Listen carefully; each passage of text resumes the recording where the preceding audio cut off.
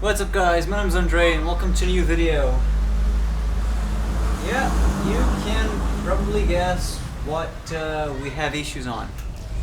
I've just come back from the weekly motorcycle meeting that I go on every Sunday, and the problem is,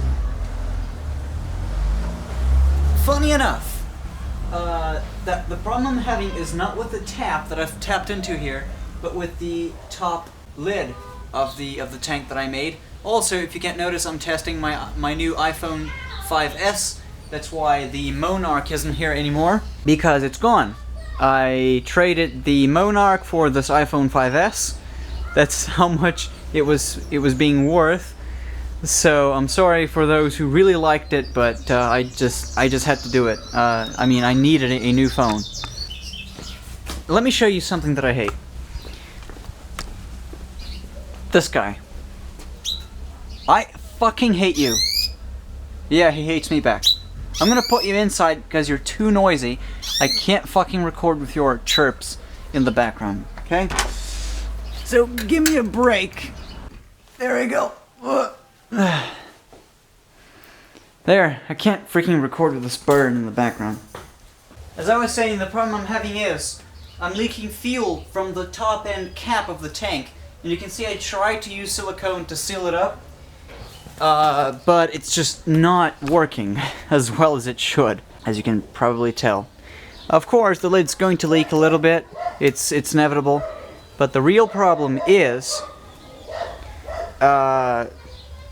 this top end lid. So I'll have to undo all the copper, remove the copper from both sides, and I'll try to seal this top end cap. I think I'm probably going to seal both end caps with super glue, and then I will apply some silicone on top, and that will be it. This camera can also do 1440p at 30 FPS, which is probably the quality that most of my videos are going to be shot at, because it just provides good quality. It's better, right? I mean, I bet you can see the detail. I mean, to help me focus this, I just zoom in and adjust the focus. Zoomed in, zoom back, and there we go. It's completely in focus. I'll get well, let me really check if we have anything inside the tank.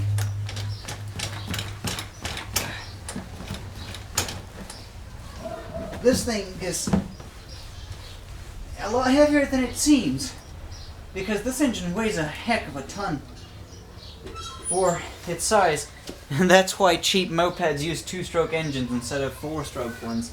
Because 1, 4-strokes are complex, and 2, because they are complex, they're heavy as balls. How the hell am I getting this out? Ah, Christ. Alright, so here's the tank itself. You can kind of see where it was leaking from, and that's the leak I'm trying to solve. You can see also the shock absorbing materials. I had to rip part of it off in order to remove the tank. I was probably also leaking a bit from under here, or it was just pulling up down here, and that's what was leaking. But I'm gonna get the super glue, apply all around this area. Let it dry, which it's not going to take anything, and then my leak's going to be solved. The thing is, once the super glue is dried off, I don't think the gasoline will be able to dissolve through it. But anyway, I'm going to apply silicone on top of it, or probably not, because silicone looks quite ugly. Well, yeah, I don't think I'm going to apply silicone, just super glue, and that will be it. Let's just go ahead and apply this. So this is the top half. You can see it sinks in to this crevice. There's quite a sizable crevice in there. And that's exactly what I don't want, because it's from this crevice that the gasoline is leaking into. So I hope that I have at least a moderately sizable coat of silicone already in there, so that the super glue is not going to just sink into the tank. It's actually going to stay in there and dry off. And I have to... Shit. I have to do something. I have to clean it up because it's going to stain the paint. Okay, so now that the top end is dry, let's glue up the bottom end. I got to remember that after I do this, I will never be able to remove these lids once again without cutting them out and buying new caps. So this is, as you might have guessed, a more than permanent solution to this. And so yeah, let's go. Just a little bit, a hair, so that I can use the surface tension to do most of the job, and so I don't leak super glue everywhere, as it happened the first try. You know what's funny? I actually dreamed of this. I had a dream where I was looking under this tank and it was leaking. So that's how I guessed that it would start to leak. And it happened. It's funny that most of the things that happen in my life, I dreamed them before, which is very scary. I can sort of predict my future. In a way. There we go. And that will be another 10 minutes, 20 minutes before it's going to be dry. And then we are going to install this tank. Not only that, but I'm going to try to install it where it's more flat. Because remember, this is a cylinder, and there's no recess outwards on the inlet of the tank. So when I fill it up to the top, it's really going to be quite of an issue. Is it? I'll have to look at that, because... What the fuck? The focus.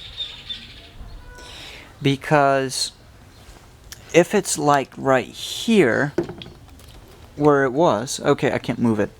Because if I go back to the video, I think I'm going to use a screenshot of the previous part of this video.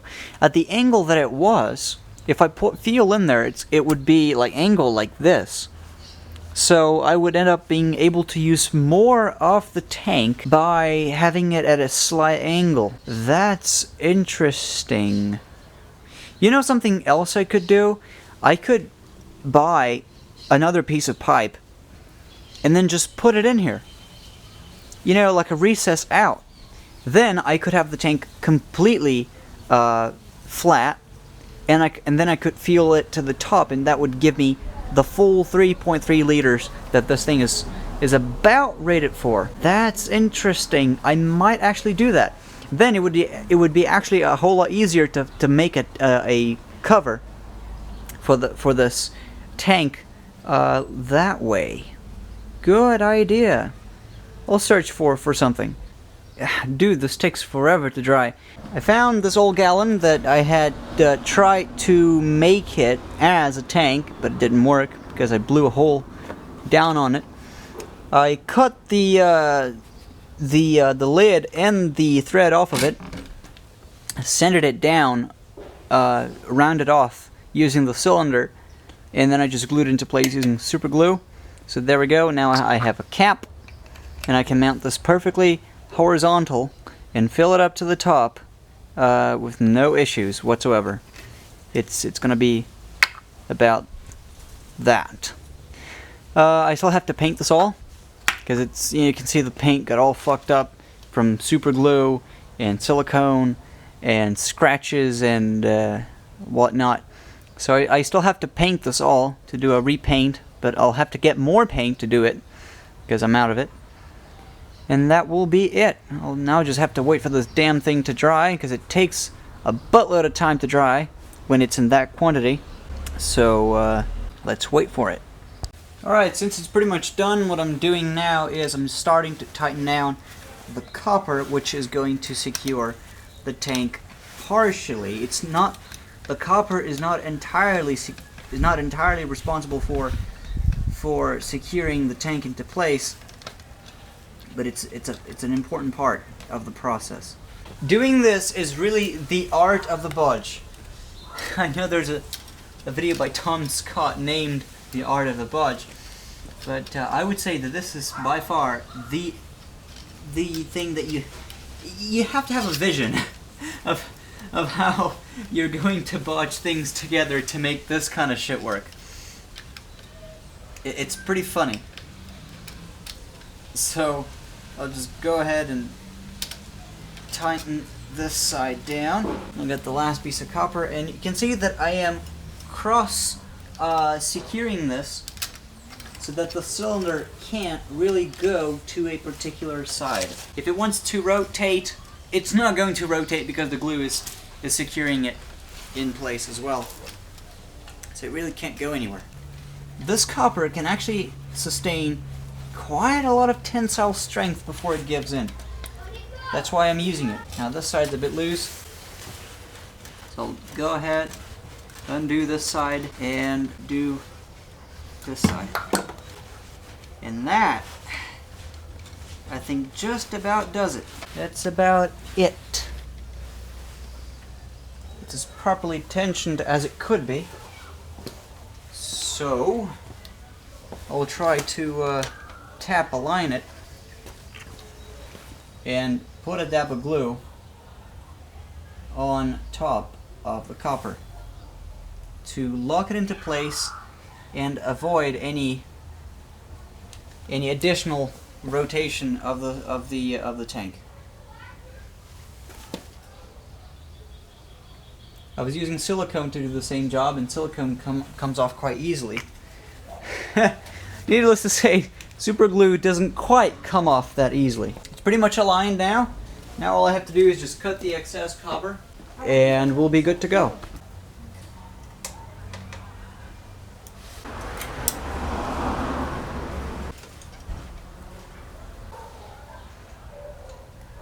Okay, now I can do the cap, undo the cap. It's quite solid in there. And again, it's shock mounted, so it's not going to break apart. It's not going to suffer too much from the vibrations of the engine. Of course, it's always a risk to go through potholes, because potholes always screw you up, and that's exactly what can happen right here. It's not going to fall off by any means. The copper has an amazing tensile strength, so it's not. No, the copper is not going to rupture if I go through a pothole. That's the best part. Alrighty. Now it's open. Now I think I can feed it up with gas, and we'll be good to go. I'll let it sit, and we'll see what happens. Let's just feed her up.